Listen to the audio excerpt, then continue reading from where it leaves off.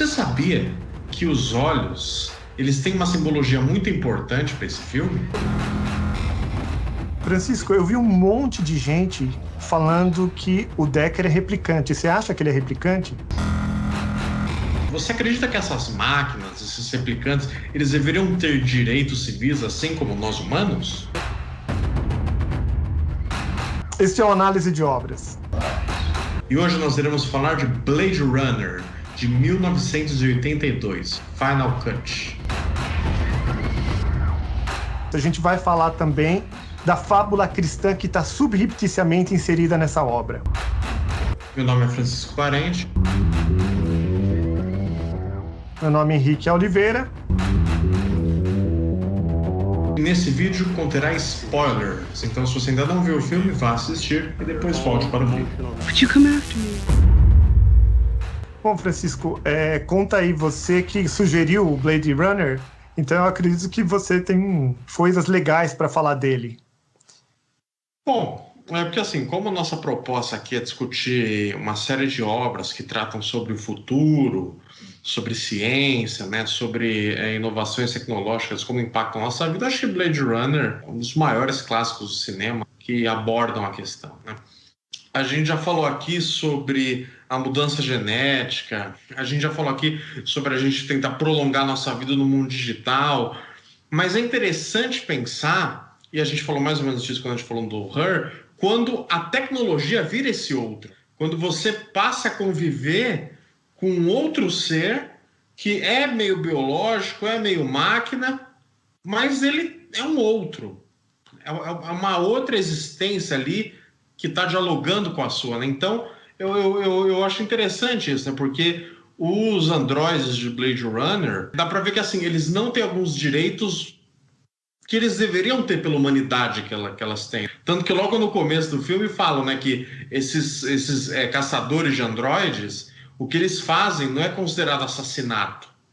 Embora pareça muito um assassinato. Os robôs têm medo, têm desespero, eles sangram, eles sofrem, eles não querem morrer, mas o nome disso é a retirada. Você sabe que a retirada é o termo que a tradução, a má tradução, fez em português, porque o termo usado em inglês que é do filme é retirement, que é aposentadoria. Então, eles são aposentados. Então, que é um certo eufemismo, né? Porque é muito mais que isso. Matar o outro e falar que aposentou é meio brincadeira, né? Agora ele parou de encher o saco, né? Pronto, aposentou. E pior que não só encher o saco, o cara, ele tinha uma função social importante até. Então você começou por um tema interessante, porque eu também, além de assistir o filme, eu assisto alguns vídeos na internet vendo o que o pessoal comenta. E uma das questões é assim, o homem tem essa capacidade, vamos supor, tecnológica, de criar um outro ser vivo à sua semelhança. Interessante, Deus criou o homem segundo a sua imagem e semelhança. Então, o homem criou um outro ser segundo a sua imagem e semelhança, quase nessa potência de Deus, nesse poder de Deus, mas, ao mesmo tempo, você não consegue identificar o outro com muita dificuldade, usa aquele teste, né, o Voigt-Kampff, que é um teste de análise dos olhos, da íris. Então, quer dizer, você não consegue detectar pelo bafo, você não consegue fazer um exame de sangue, você não consegue... de tão perfeito e tão igual a você e tão inteligente, porque, na verdade, eles são criados segundo a mesma inteligência dos seus criadores, que são engenheiros super tecnológicos. Então, se fosse analisar friamente, seria equivalente a um doutor do ITA, ou um super professor dos Estados Unidos, assim, do MIT, alguém que trabalhasse na NASA. Então, imagina você criar uma pessoa tão capaz, inteligente, emocional, você dá para ela menos o direito de ser livre e de fazer suas próprias escolhas e sua própria inserção social. Então parece uma certa maldade divina, porque se você é o Deus criador que criou essa entidade, menos o direito da liberdade, menos o direito da escolha. Então não é à toa que ela se rebela. 6 androides que vêm para a Terra falar com o seu criador para pedir mais tempo de vida. Que é justo o homem ser esse criador, mas esse criador que utilitarista, porque ele cria o outro à sua semelhança, mas para o outro ser escravo. Porque é interessante porque, assim, de certo modo, esses replicantes, eles ocupariam espaço que algumas pessoas ocupam hoje em dia de fato. É como se, assim, essas máquinas, elas libertassem os homens de algumas coisas, né? Que nem, por exemplo, aqueles replicantes, alguns deles foram feitos para guerra. A outra replicante que ele assassina, aquela cena maravilhosa, né, dos vidros, que ela vai quebrando e tal, ela foi feita para o sexo. Então, assim, algumas explorações, em missões intergalácticas, eles escolhem justamente as coisas de risco, os robôs, como se fosse um modo de falar, olha, o que é muito perigoso eles vão fazer. Mas a gente sabe que, na verdade, tem um interesse, né, por detrás disso. Não é que toda a humanidade se emancipou usando o robô. Na verdade, a parte da humanidade da elite mesmo nem está na Terra. Eles saíram da Terra. Esses robôs foram construídos com uma promessa de uma emancipação humana que não aconteceu de fato. As pessoas que não foram aprovadas para sair da Terra, que nem aquele cara que tem as glândulas que envelhecem, eles ficaram aqui tomando chuva tóxica na cabeça. Uma espécie de mais do mesmo. Uma proposta que tentou ser uma emancipação humana, mas que não deu certo e só piorou porque criou mais problema, né? Porque agora as máquinas, elas exigem os seus direitos, inclusive de tempo de vida. A história do homem também é uma história de conflitos e se rebelando. A nobreza se rebelando contra o clero, a burguesia se rebelando contra a nobreza, o proletariado se rebelando contra os grandes empresários. Então, a história humana é esse. Então, eu imagino esse replicante, que é essa entidade que é similar a uma criação humana, ficar a serviço do homem, mas com sentimentos. E aí a próxima geração de replicantes seria essa ainda que teria capacidade, teria ainda inserções na sua consciência de uma histórica no passado para ela ser melhor controlada ainda, que é o caso da Rachel. Então realmente existe, pelo menos no Tyrell, que é o dono do capital, o dono da ideia e o dono dos meios de produção, é ele que é, na verdade, que acaba gerando as políticas pelas quais todo o mecanismo gira. Então, talvez o grande mentor daquele período todo era esse Tyrell e a corporação dele. Então, ele dita regras para a sociedade, inclusive do que é certo e errado, né? Porque é o bom contra o mal no início da história, porque o cara vai caçar o androide porque o androide é mau e o cara é bom. Ele tem isso daí. E depois o filme faz um revés, que é exatamente a grande sacada do filme, né? A virada. É interessante também, porque esse controle é tão intenso, parece que na primeira versão do filme isso não entrou, mas depois o Ridley Scott ele quis essa abordagem para o corte final, que o próprio Deckard não sabe se ele é um replicante. Tem aquele momento que ele vai fazer o teste na Rachel e ela pergunta, mas você já usou isso em você? Né? Você sabe que você não é um replicante? Na verdade, tem um monte de memória que colocaram em você e falaram, você é um replicante que caça replicantes, mas você não sabe disso. Por isso esse sangue frio, de não se conhecer como o outro. Então é interessante isso, né? Esse controle que o Tyrell tem é um ponto de nem a gente conseguir se reconhecer mais como não replicantes. Porque o que a gente faria na nossa humanidade é as nossas memórias, e elas foram implantadas. Nossa, isso é muito louco. Mas é interessante também, né? Porque no final, o Deckard, ele enxerga uma humanidade que ele não tinha conseguido enxergar até então, no discurso final, né? Naquele replicante final. No Roy. No Roy. Então, você sabe que tem um filósofo aí, ele é doutor em filosofia, que ele fez uma análise ferrada. Ele assistiu às 7 versões do filme. Quando eu ouvi a opinião dele, porque eu já tinha ouvido algumas opiniões, mas a dele eu achei ferrada. Ele falou, bom, esse daí é um filme de ficção científica, mas a grande mensagem desse filme é uma fábula cristã. E aí daí ele começou a explicar onde que aparecia a fábula cristã. E a fábula cristã é exatamente esse Roy como filho pródigo. Você sabe, quando ele volta lá da colônia, ele conversa com o Tyrell pela primeira vez, o Tyrell fala, bom, você voltou e você é o filho pródigo, porque ele queria mais tempo, que era o que ele queria.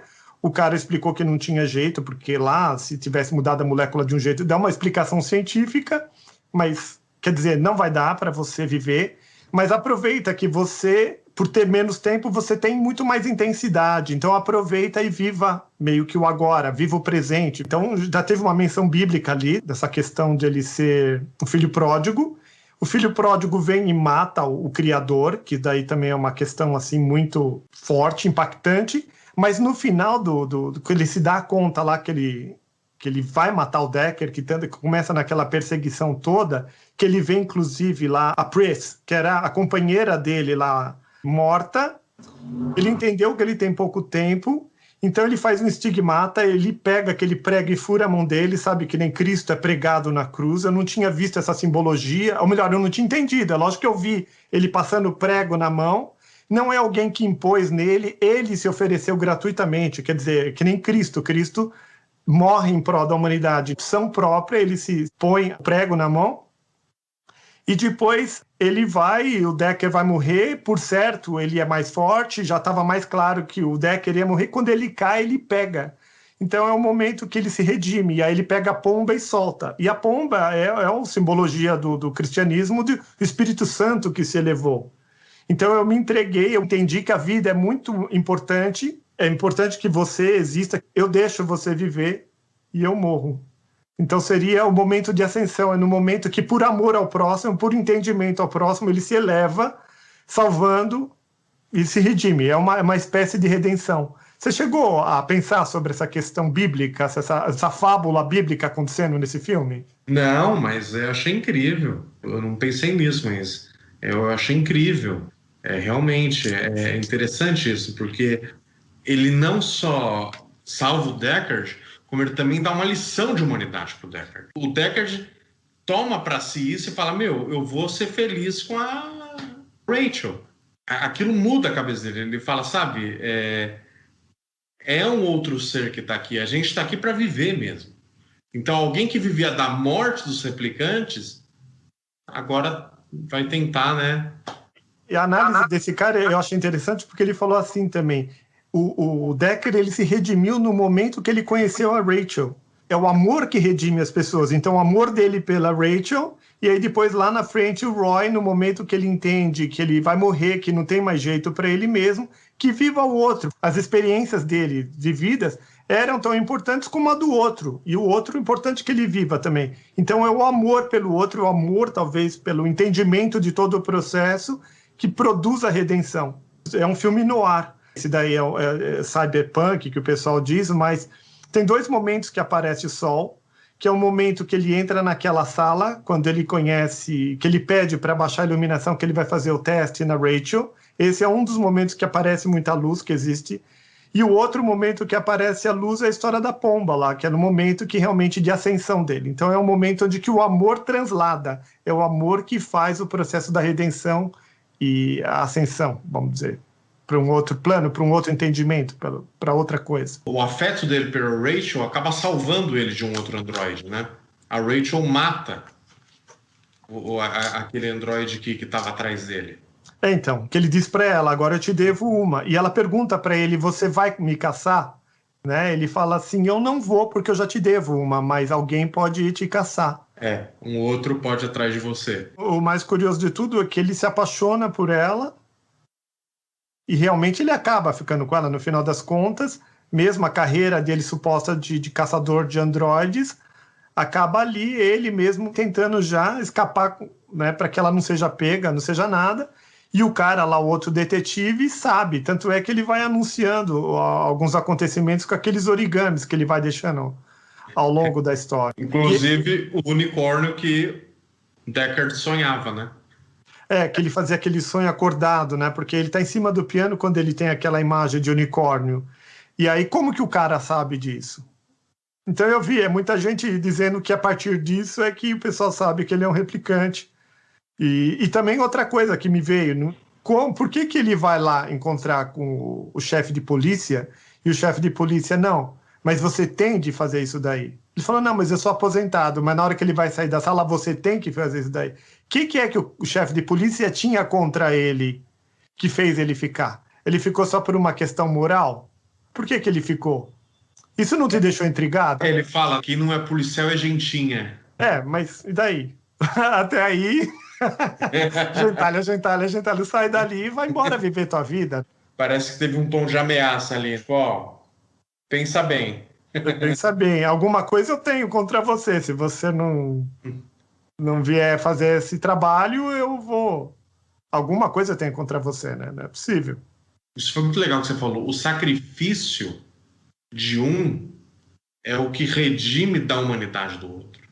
O Roy escolher essa troca, quer dizer, ele ia morrer de qualquer jeito, mas ele escolher salvar o Deckard e, sabe, falar para ele as coisas que ele tinha visto no final das contas, e o Deckard com a Rachel, e aí tem depois a continuação, 2049, eles teriam uma filha. É muito interessante essa coisa. O sacrifício e essa alteridade, eles freiam essa matança.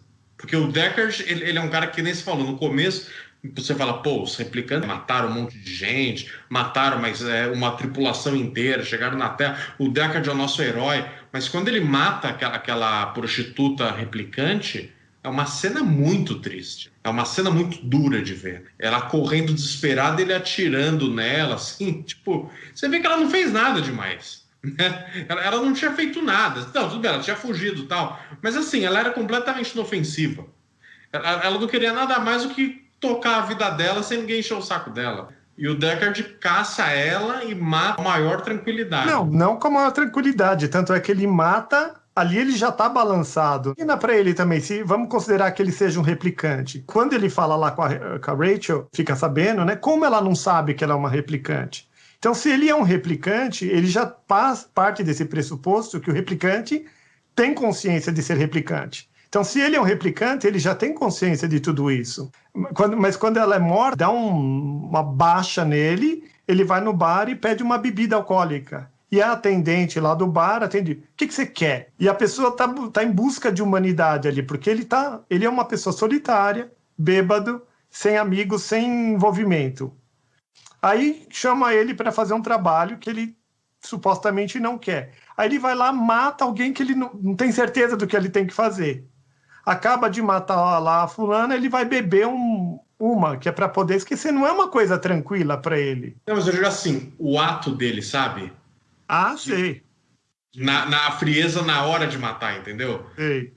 Depois ele fica meio puto que o cara fala, não, agora faltam mais 4. Ele, 4? Faltam 3. Ele, não, faltam 4, porque ainda tem a Rachel que fugiu lá do Tyrell. E aí ele é maior crise, porque daí sim o bicho pega, porque ele tá totalmente envolvido. Inclusive eu não tinha me dado conta, o cara do origami colocou 3 origamis ao longo da história. O primeiro origami é uma galinha, não sei se você lembra disso. Uhum. Que ele pega no apartamento dos androides, né?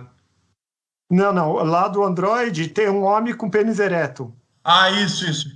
Porque o cara ali, essa do pênis ereto é porque o cara, que é o outro detetive que tá ali do lado, inclusive fazendo meio de conta que não consegue falar inglês, porque ele fica falando em outra língua, e alguém traduzindo. Ele tá sacando todos os lances, inclusive. Porque ele tinha sacado que o Deckard tinha já ficado apaixonado, né? Claro. Então já tinha um homem de pênis ereto ali.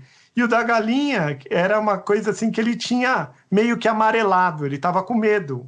Porque ele fez quando ele foi visitar o chefe de polícia. O chefe de polícia meio que falou, não, você vai ser... Se você é policial, senão você é pessoa pequena. E aí tem uma expressão em inglês, não sei se você conhece, chama chicken out. Chicken out quer dizer, você amarelou, você galinhou, vamos supor assim, mas no sentido de você ficou amedrontado, você se acovardou. O da galinha se acovardou, o homem do pênis ereto, e a história do unicórnio seria, bom, eu sei que você é um replicante e que vive aqui na Terra para essa função. Porque quem se poria para matar também um replicante, um homem comum, nesses seres tão fortes e tão cheios de inteligência? Pensa bem, se não era bom você ter um replicante de guarda-costa no planeta, assim. Você coloca alguém para fazer um trabalho que você não quer fazer, um trabalho arriscado, e você não deixa que ele saiba o que ele é de fato. Ele vai ter empatia com relação à vítima dele. Ele não pode ter. Não, mas você acha que o Deckard ele era um replicante que não sabia que ele era replicante? Eu acho que não. Se ele for um replicante, porque ele é um replicante que é um dos motivos das frustrações dele. Eu acho que se ele é um replicante, ele é consciente de ser um replicante. sabe? Com aquela história dele falar assim, mas como que ela não sabe que ela é uma replicante? A menos que ele tá na total inconsciência. Então, é porque eu pensei assim, o Deckard, ele tá cansado de caçar esses replicantes, e ele é um bom caçador, tanto que chamam ele quando a coisa complica, porque deve ser um trabalho muito mórbido, né? Você é pago para assassinar, quer dizer, para aposentar. Mas ainda assim, tem desespero, tem grito, tem sangue, tem tiro, tem tudo, né? Então essa aposentadoria é um trabalho muito pesado. Mas ainda assim, ele faz isso porque ele não consegue ter essa compaixão, entendeu?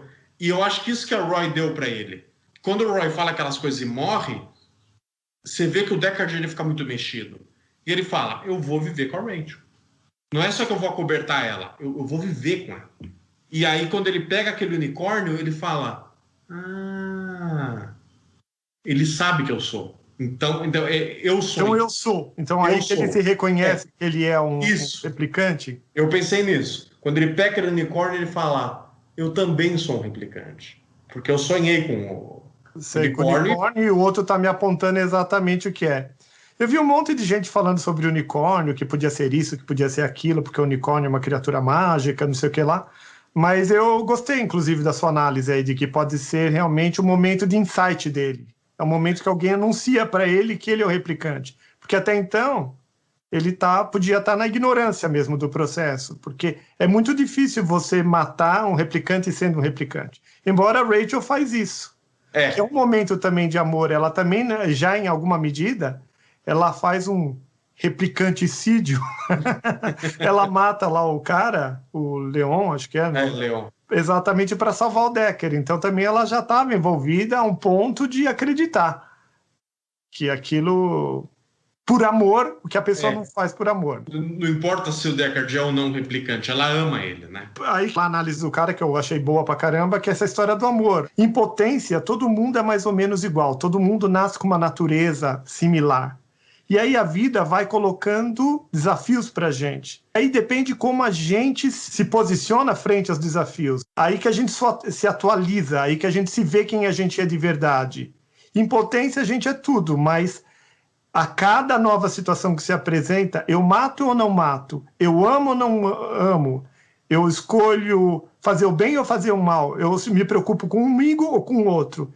É nessa atualização, é nesse viver que a gente se refina ou se bestializa. Então eu vi que no momento lá ele estava matando o androide, então ele está fazendo as escolhas dentro do desafio que ele foi proposto. E de repente ele mudou. Ele mudou mediante outros insights, mediante outro equacionamento de valores.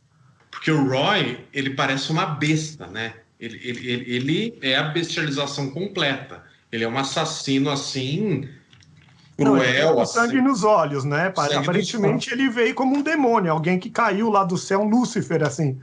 E põe sangue nos olhos mesmo.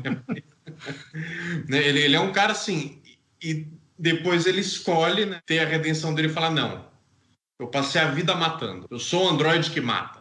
Mesmo se rebelando, era para fazer o que ele tinha sido feito para fazer, que era matar. Porque ele era um androide de combate. Agora, não.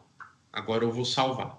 Porque mediante aos entendimentos que ele construiu do meio para o final da história. Porque quando ele viu também a companheira dele sendo morta, ele vem dar um beijo nela. E é logo em seguida que ele começa a perseguição do Deckard. Então, realmente, ele é a luz que realmente ilumina muito mais com muito menos tempo. Em pouco tempo, o cara estava assim, se atualizando a cada novo entendimento ali, até o momento da redenção.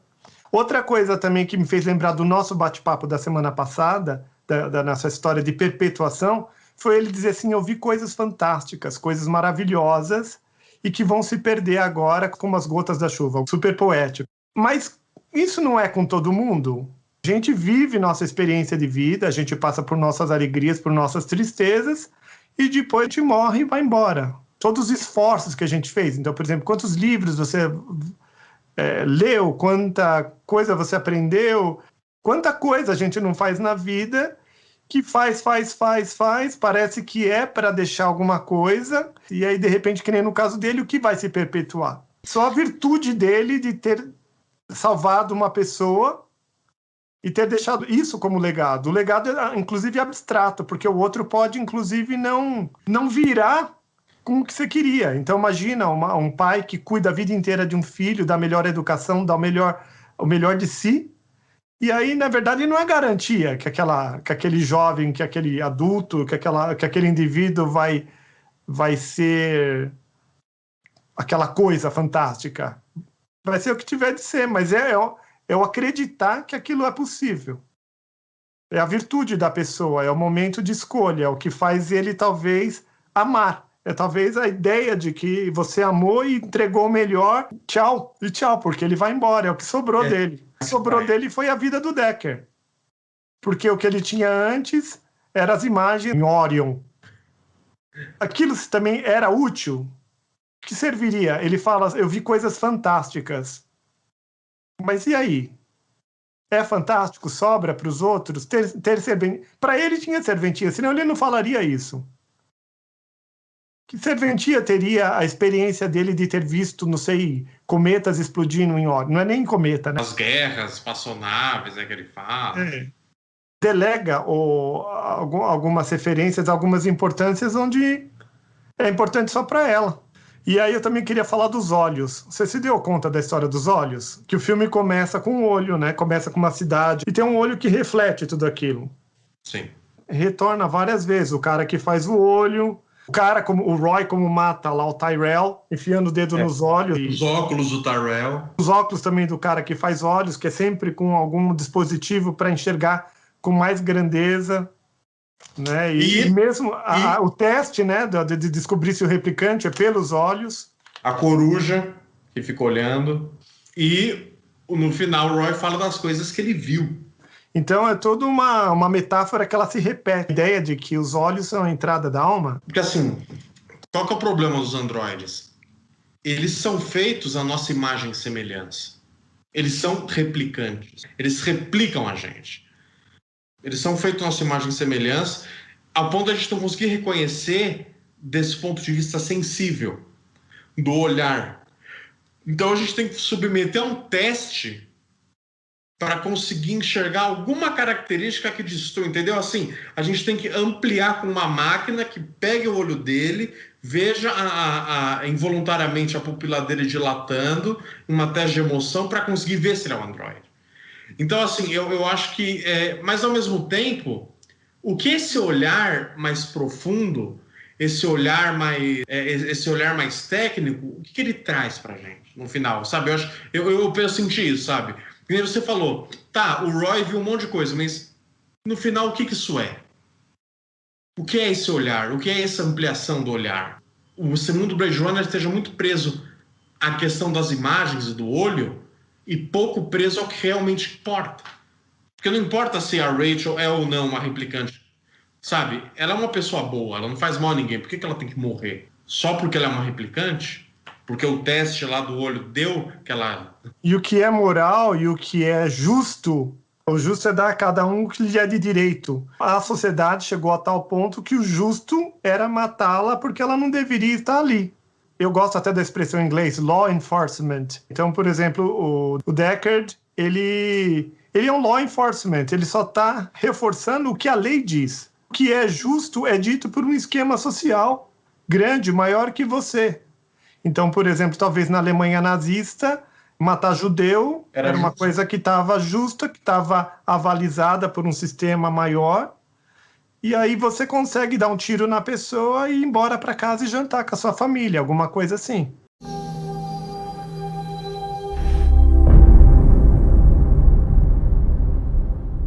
Então, pessoal, a gente termina aqui o nosso bate-papo sobre o Blade Runner. A gente está com proposta de fazer a de 2049, o novo Blade Runner. Se vocês gostaram, vem assistir também. E por hoje é isso. O que você achou, Francisco? Achei um bate-papo maravilhoso, muitas informações boas, muitas interpretações legais. Pena que só dura meia hora.